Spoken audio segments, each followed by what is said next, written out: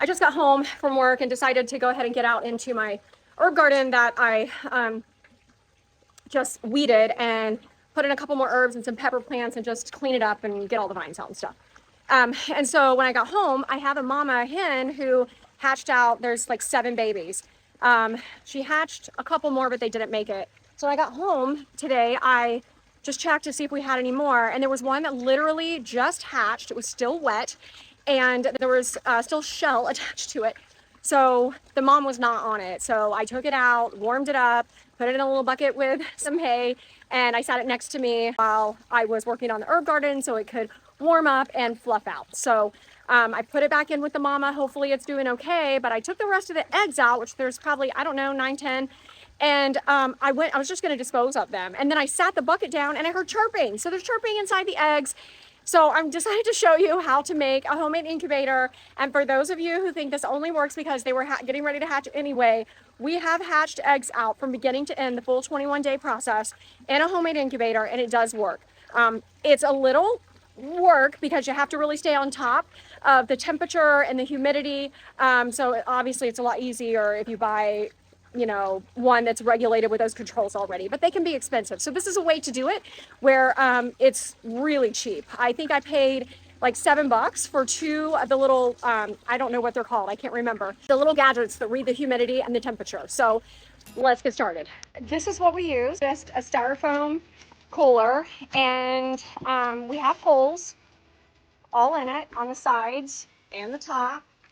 So there's airflow, and then this was for a bulb. So I just stuck a small lamp upside down in there and plugged it in to give it warmth. And then we actually cut a hole out, and then this is a piece of glass from a picture frame, and we just put it in there so we didn't have to keep opening the top, and we could check and see what was going on at any given time. Also to check the humidity levels and the temperature. So really this is all you need. You can see this was an order we got from Omaha Steaks. So we ordered steaks and they came in this. So this is what we're using it for. This is where we taped the glass from the picture frame. And then I'm going to lay just a rag down here so that when the eggs do hatch, they land a little softer. So for now, I'm just I wet a rag and I wet it really good. And I'm just gonna lay it in here.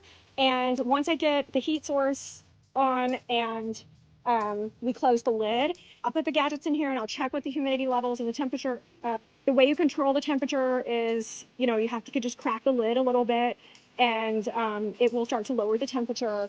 And then when you crack the lid, sometimes the wet rag isn't enough, and I'll need to put in a little bowl that has some water in it. But you just want something super shallow in case they hatch in the middle of the night. You don't want to wake up to a baby chick that has drowned. All right, so this is the little gadget I was talking about. I believe it's pronounced a hygrometer. I kept wanting to say barometer, but that's air pressure, I think. So this is a hygrometer. It measures the temperature and the humidity. And because we're right here at the end, and these chicks are ready to hatch, you want to keep the temperature probably between 99.5 to 101 at the top. And then the humidity is really important at this point in the hatching process. It should be like 65 to 75% humidity. You want to make sure the humidity stays relatively high, because if not, the membrane will dry out and it makes it a whole lot more difficult for the chick to get out of the egg. So my light source is kind of here. You do want to keep the eggs not kind of away from the light source so they're not getting direct heat. So I'm going to put them back here, and then the light will come in here, and then I'll set the hygrometer up here so that I can check on it through the window here and I don't have to keep opening up the lid.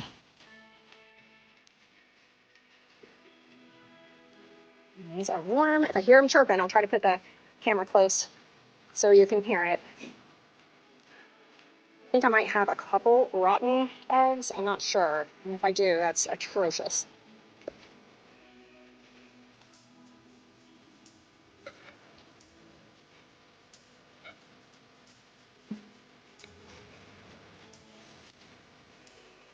So I'll just put a couple around the edge too. Okay. Let's get the hygrometer going, and I'm going to go ahead and put the lid on, and we'll measure the temperatures before I add the light, and we'll see where we're at. That's nice because it comes with extra batteries, and then it also comes with the little peel and stick things if you wanted to like attach it to the wall of your incubator so you don't have to just prop it up. But I think it's fine like that. And right now we are reading 50% humidity and 93.7, so I need to get both of those up. I'm going to put the lid on, cover the hole where the light goes, and we're going to see where we're at. Let me get the light ready. Also, keep in mind when you're looking for a bulb to use, most bulbs today are LED. You need to make sure that the one that you're using is not an LED bulb, because it's really not going to give off the heat that it needs to keep the incubator warm. So I was having a hard time finding one in my house. Luckily, I found this in another lamp and pulled it off for this.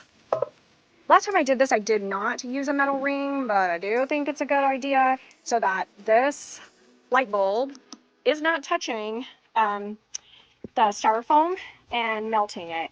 So actually, it might work just like that without me having to cut the hole bigger. So let me check it. But also, FYI, just from sitting here for a few minutes, the humidity is up to 58% and the temp is 94.8. So I could just let it sit for a minute with this covered and see where we get. And I think I might do that before I turn the light on. But let me go ahead and install it. All right, hopefully you can see this. I put like a canning ring there, and then I had to take the bulb out. I'm propping the little lamp upside down, and then let me see if I can do this one-handed without everything falling so I can show you.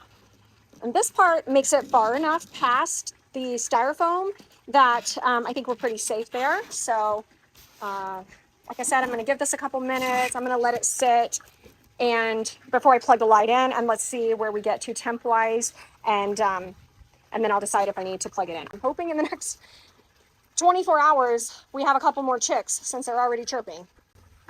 All right, coming back out to check. We are at 60% humidity and 96.2 for the temp. I definitely need to put the light on. And I have added a little bowl of water to help bring the humidity up. Let me get the light turned on. I realized I had my ceiling fans going out here, so that's probably not helping things. So I turned those off. I've got my light on and the little bowl of water, 60% humidity, 96.5. So I'm gonna give it a few minutes and come back and check it. All right, so we are at 70% humidity and 99 degrees temp. That's really good. And this is where it can get tricky though, especially if you have your incubator outside, because you're dealing with weather conditions, and it can really affect the temperature and the humidity, obviously. So you kind of have to just keep checking on it. If you're like cracking the lid and getting it just right, and you are periodically checking on it and it's staying at the same humidity level and temperature for like an hour or so, then you know you've kind of dialed it in pretty good, and you can let it go for a bit without checking it. So I'll just keep coming out and checking to see if we've got any activity, and hopefully a couple of these will start cracking and we'll have some babies.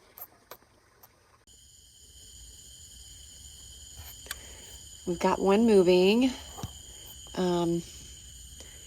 Let's see, I'm trying to show you this one, and it was chirping.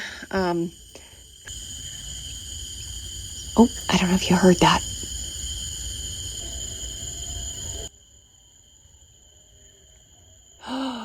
Oh, okay, I see it. When a baby chick pokes a hole, it's called, it's a pip, and they pop a hole with their little beak, and then they'll start like, you could see it moving. They'll start like, they call it like, I think it's like zipping, where they'll do like they start cracking the shell like all the way around. Sometimes it looks like a zigzag, and that's how they get out of it. My temp is not super good right now. Humidity is great. It's 94.9, 76% humidity. So humidity's good, but yeah, it could be a little warmer, but it is moving. I don't want to open the lid because it can really cause the humidity to drop very quickly and can make it more difficult for them to get out. So since it looks like it's already hatching and the humidity is still pretty good, I think I'm just going to let it be. Oh.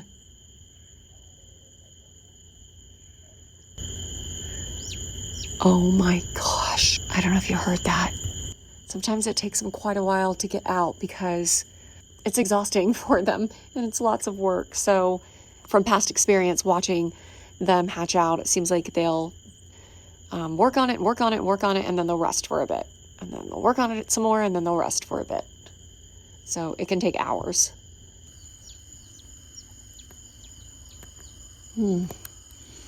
It's trying to hatch, and I think it's close. I'm not sure if you can see it or not, but now there is a line that goes all the way. Let's see if I can see. There's a line that goes all the way around the egg. So the little chick has zipped and it should be coming out soon.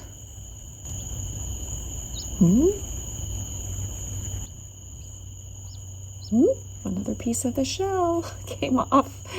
Oh my goodness, it's close. Well, we got a baby and I missed it coming out. Oh, how sweet. Oh.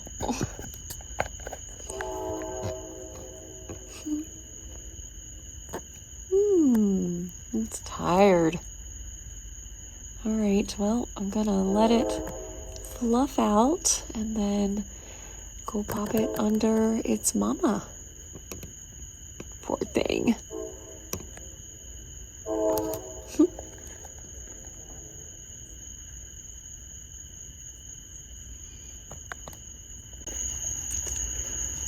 All right, so he's starting to dry out. I'm just gonna leave it a little bit longer until it's nice and fluffy, and then we'll go place it under the mama.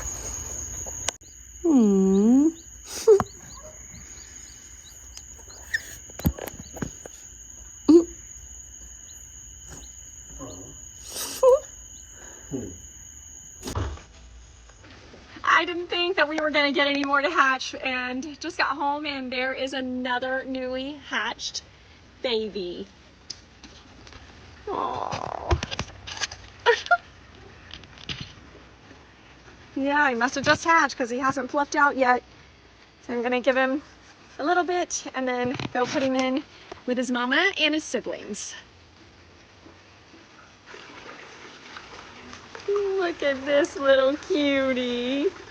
Hi, are you so tired?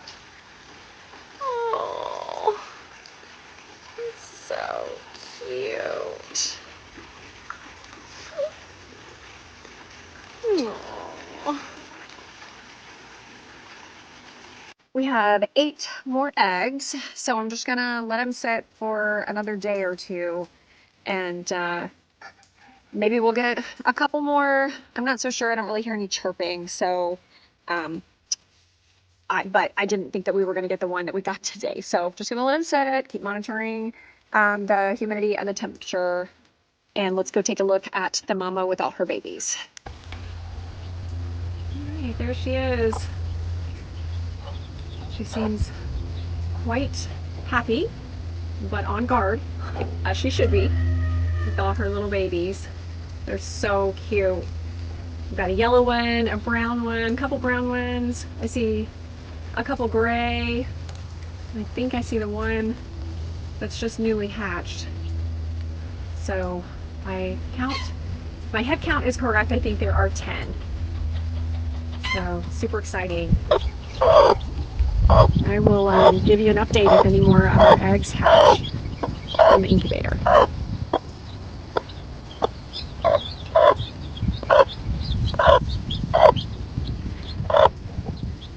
Mary at home. Thanks for watching.